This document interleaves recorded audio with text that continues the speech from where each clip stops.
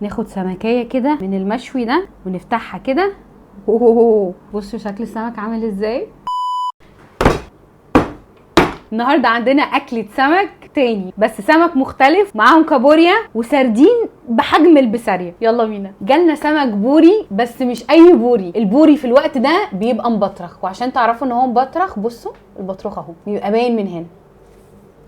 طبعا انا مش هعمله بطريقه واحده، هنعمله بطريقتين. هنعمله مشوي والتاني ايه سنجاري تحته بطاطس. هفتح السمكه عشان المشوي انا عايزاه مفتوح البطن ومحشي. هقصها من هنا، وخلي بالي قوي بقى علشان البطروخ. بسم الله ما شاء الله. بص البطروخ ده نخليه كده على جنب. نفتح السمكه ولازم تشيلوا الخياشيم دي، نشيل بقى باقي البطن دي كلها، ولازم بقى الحته اللي جوه دي تتنضف خالص بخط الدم بتاع الشوك اللي هنا ده. وده ممكن تعملوه بفرشه سنان بس تكون ناعمه علشان ما تقشرش اللحم وتبهدله. هغسلها واوريكم البطن هيبقى لونها عامل ازاي. وده شكل السمكه بعد ما نضفتها. ده السمك اللي هيتشوى، عشان كده القشر سايبينه بره، ما نجرتش القشر بتاعتها. طبعا انا مش هعدي البطارخ دي من غير ما تتعمل طاجن محترم. هبدا بالخلطه الاساسيه اللي هستخدمها للتتبيلتين: توم وفلفل حراق او فلفل بارد على حسب ما انتوا ما بتحبوا.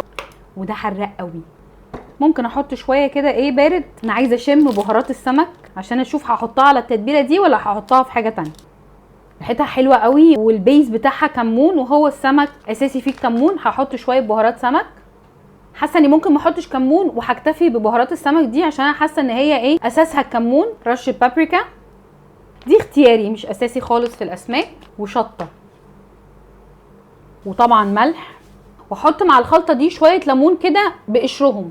نضرب بقى كل ده مع بعض. عذبتهم بما فيه الكفايه. الريحه خطيره. وده مش هرميه، هخلي دي زي ما هي كده، مش هغسلها وهي كده عشان لسه فيها. خلي دي على جنب. بوله جزر مبشور، فلفل اخضر وطماطم، بصل. احط عليهم بقى شويه زيت ومعلقه محترمه كده من التتبيله دي، ونقلب كل ده مع بعض. ايوه عشان اعرف اقلب براحتي. محتاجه ادوقها عشان اشوف الملح مظبوط ولا ايه بالظبط. حلوه قوي، بس عايزه حبه ملح. انا نسيت حاجه مهمه جدا: شبت وبقدونس طبعا.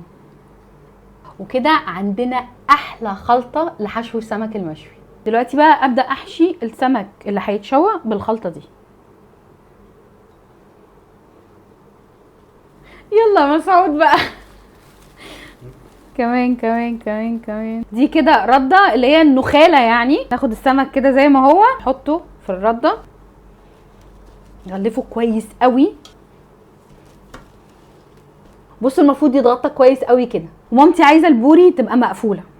كل واحد وهو حر. الله، هي عايزاه مقفول. والصينيه دي اللي انا بعمل فيها السمك المشوي على طول عشان بتتحروق كده. هنرص السمك عكس بعضه زي ما هو وهو عليه رده كده. هنفض الزيادات بالراحه. واخر واحده عملناها مقفوله. عشان تشووا السمك في الفرن هتشغلوا الشوايه والفرن الاتنين مع بعض، وتخلوه من تحت الشوايه بس ما تعلوهاش قوي عشان ما يتحرقش من حته واحده والباقي ما يكونش استوى. هشغل الشوايه والفرن الاتنين في نفس الوقت. دلوقتي بقى هعمل التتبيله بتاعه الميه اللي بعد ما يطلع السمك المشوي من الفرن بنحطها فيها. دي اللي قلت لكم ما نرميهاش عشان خاطر هبقى عايزاها. هنا في كوبايه ميه وهزود تاني. نقلب دي كده كويس قوي. هحط عليها معلقه كبيره من الخلطه بتاعه الثوم اللي عملناها في الاول. وهنزود بقى على الخلطه دي عصير ليمون. مظبوطه جدا. هنخلي دي على جنب لحد ما السمك يطلع من الفرن. انا هعمل بقى صينيه سنجاري. هوريكم ازاي هنعمل السنجاري. اهم حاجه ان احنا نقشر القشر اللي بره ده. انا قلت لكم قبل كده ان احنا بنحطها في كيس وننجر القشر اللي عليه. بعد ما شلت القشره من عليه كلها، مهم قوي بقى تعرفوا ده بيتفتح ازاي، لان ده مش بيتفتح زي اللي هنشويه. الزعنف اللي في الظهر. والسنجاري بقى مش هفتحه من بطنه، هفتحه من الظهر.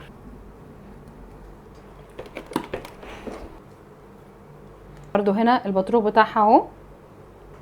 بصوا لو خليتوا بالكم وانتوا بتقطعوا السمكه البطن بتطلع كامله. طبعا هنشيل البطن وهننضف الراس كلها، هغسلها تحت الميه وهوريكم شكلها بيبقى عامل ازاي بعد ما غسلتها. وده شكل السنجاري بعد ما غسلته. انا مش بشيل الشوكه بتاعته عشان السمك ما يتهريش، هو كفايه قوي ان انا قطعتها وفتحتها كده وتتشال الشوك بسهوله قوي بعد ما يستوي. دي الصينيه اللي هنعمل فيها السمك السنجاري. دي بطاطس سلقاها نص سلقه، بصوا السمك بتاعها مش تخينه قوي ولا رفيعه قوي. بعد ما رصيت البطاطس في الصينيه هحط حبه من التتبيله دي برده كده عليها. لخبطت كل اللي انا عملته رجعناها تاني زي ما كان. ناخد بقى السمكه السنجاري القمر دي اللي مفتوحه من الظهر، حطها كده. ودي الخلطه اللي احنا عملناها بتاعه السمك المشوي اللي حشينا بيها القلب. هنزود عليها حاجتين بس علشان خاطر نعملها بالسنجاري عشان برده الطعم يبقى مختلف عن المشوي. حط فلفل ملون احمر واصفر وكرفس. قلب بقى الخلطه دي. مهم قوي ان انتوا تحطوا زيت على الخلطه دي علشان الزيت لما بيسخن بيحمر الخضار مش بيسلقه. ناخد بقى معلقه كبيره نحطها على السمكه كلها نغطيها. باقي السمك بقى مامتي بتستسهل وتفتحها من البطن، فهي فتحته من البطن وفتحت السمكه كده ونضفتها. فانتوا بقى زي ما انتوا عايزين تفتحوها من البطن افتحوها، عايزين تفتحوها من الظهر افتحوها. شويه الليمون اللي انا بقيتهم دول هحط عليهم شويه زيت، رشه ملح صغيره، هقلبهم كويس وبعدين ارشهم كده فوق السمك. ونحط بقى شرايح ليمون كده على الوش. بصوا شكل الصينيه قمر ازاي. وندخل بقى السمك السنجاري الفرن. يلا بينا نعمل الكابوريا. بصوا الكابوريا غسلتها كويس جدا، واهم حته تتغسل في الكابوريا اللي هي الحته دي عشان بيبقى فيها تراب هنا ساعات، والايدين والرجلين بتاعتها. حله على النار، شويه زيت، ننزل بقى الكابوريا في الزيت اللي احنا حطيناه. لما نزلت النار بقى لونها عامل ازاي.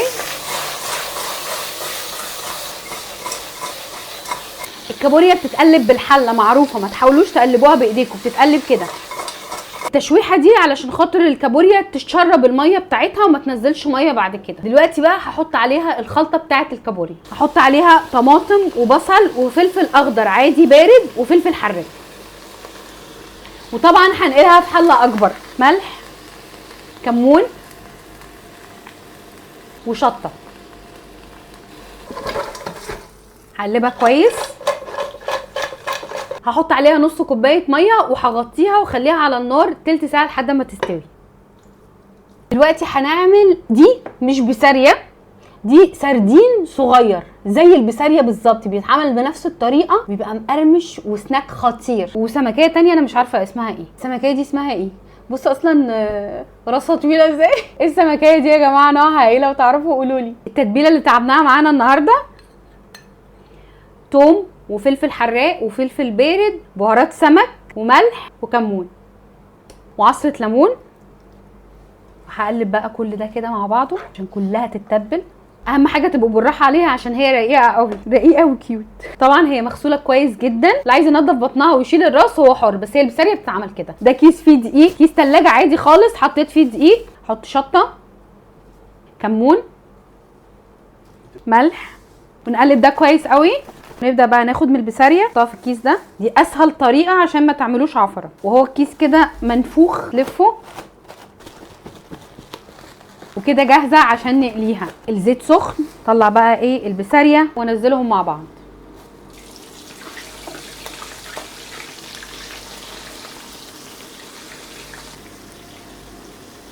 اهم حاجه تنزلوا البساريه في نار عاليه، ولو الزيت قليل يبقى حطه شويه شويه علشان خاطر ما تتسلقش ما تلزقش في بعضها. لونها ذهبي اهي. هنشيلها من على النار. طبعا مش دي كل البساريه، لسه في شويه في الزيت، بس بعد ما بتطلعوها من الزيت على طول تحطوا عليها رشه ملح ورشه كمون، وهتاكلوا احلى بساريه مقرمشه خطيره. برضه انا قلت بساريه، سامعين القرمشه؟ يلا بينا نعمل طاجن بطارخ. طاسه على النار، حط شويه زيت، باقي الخلطه اللي عندنا كلها. الله. هنشوح الخضار شويه الاول.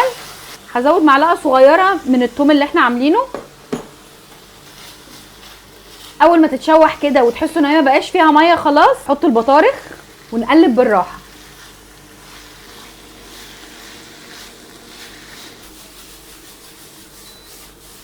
اول ما البطارخ لونها يتغير هحط معلقه من الدقيق.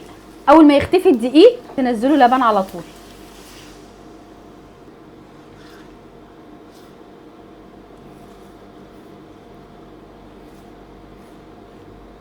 شامم الروايح يا استاذ محمد. لا ده روايح والوان، وخلي بالك بقى. ها، معلقه الدقيق اللي احنا حطيناها دي تقلت الصوص. ودلوقتي نشيل ده من على النار وندلق بقى ده في الطاجن.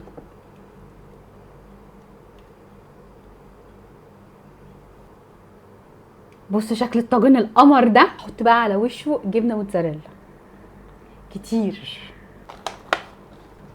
وطبعا انتوا عارفين ده هيروح فين.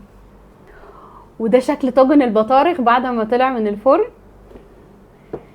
بص انا مش هستنى عليه ده بقى مع الاكل التاني. خايفه الموتزاريلا ما تبقاش سايحه عشان ما يبردش، فلازم ادوقه دلوقتي. بسم الله الرحمن الرحيم. هدخل من جوه كده. اوبا،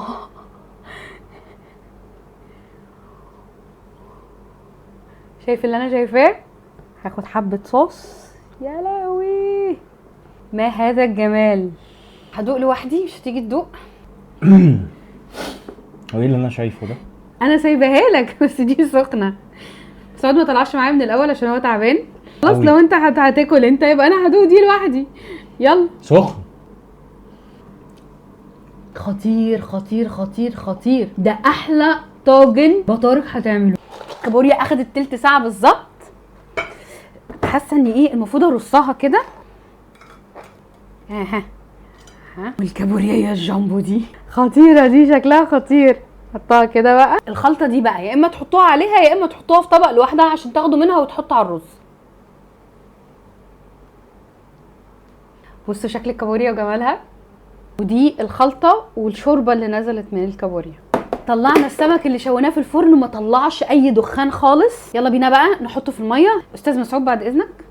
ماشي. شيل بقى السمك ده على طول وهو سخن ونحطه في الميه. انا ما بحبش احطه في الميه كتير علشان خاطر ما يبقاش طري، فهو يا دوب هنزله بس كده واقوم مطلعاه على طول. ورق فويل، احطه على ورقه فويل. بصوا بيطلع دخان ازاي. هقفل بقى عليه الفويل ده ليه؟ علشان السمك لما بيتقفل عليه بالفويل او بيتغطى بتعرفوا تقشروه بسهوله. لو حاولتوا تقشروه كده دلوقتي مش هيتقشر وهيطلع باللحم. نقفل بقى عليه الفويل كويس عشان يشرب التتبيله ويبقى مبصبص كده. البسارية المقليه، السمك المشوي، الكابوريا اللي بالخلطه، السمك السنجاري، والطاجن الملغم، البطارخ، رز السمك، السلطه الخضراء. دي الميه اللي حطينا فيها السمك المشوي عشان لو حد بيحب يزود على السفره. وطبعا البابا غنوج، اكله سي فود معتبره. بوم بوم بوم. نفتح السمك المشوي، نفتح سمكيه كده عشان نشوفها من جوه عامله ازاي. ناخد سمكيه كده من المشوي ده ونفتحها كده. بصوا شكل السمك عامل ازاي. بيتقشر بسهوله جدا. ريحته خطيره. تحفه تحفه تحفه. والتتبيله تحفه. حلو خطير قوي. حلو قوي. نفتح كابوريا. كابوريا بتتفتح من هنا، بنشيل الحته دي كده وبعد كده ايه تفتحوها كده. اوكي اهي بقى نصين مليانه لحم. مليانه. الكابوريا ما بتتاكلش بالعظم. لا طبعا شروها كده. الحته اللي هنا دي اكبر فص في الكابوريا. طلع اللحم اللي جوه ده، هو ده بقى الكابوريا. ده فيديو البهجه والفرحه ده. المزاج العالي ده. طبعا كده الكابوريا ما خلصتش، هي بتتمصمص كلها بالرجلين بكل حاجه. طبعا دي كده اطلع لك دي في طبق لوحدها كده. ايه رايك؟ اوكي بص التسويه. ودي هتروح لمين؟ هو اطرى من المشوي كمان وطعمه مختلف تماما عن المشوي. واحلى حاجه بقى انا بحبها الليمونه دي. وكده نكون عملنا اجمد اكله سمك في البيت. لو عجبكم الفيديو متنسوش تعملوا لايك وفولو ونشوفكم الفيديو الجاي.